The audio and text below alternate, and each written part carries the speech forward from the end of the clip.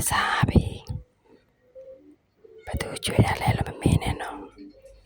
အဲလိုမသိစင်းနဲ့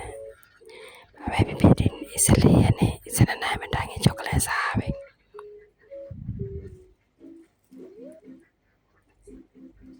ချောကလက်စားရမယ်နော်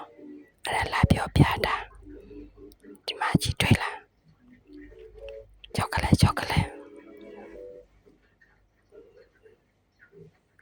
ဝါဘာပဲဖြစ်ဖြစ်14ရက်နေ့မှာချောကလက်စားရတယ်နော်အတန်တော်ပြောတော့တမျိုးမတင်နဲ့အဲလိုတိတ်သွားမှဆိုလို့စားရမယ်နော်အဲလိုမပြောပြနဲ့ကြလား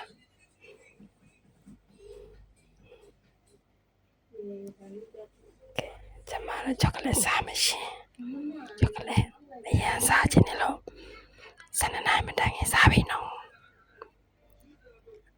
ရန်ကြိုက်ပါတယ်ရှင်အဲ့ဒါလာပြောတာနော်ချောကလက်ကြလားရှင်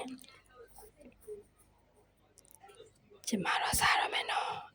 အဲ့လိုမသိစင်းနဲ့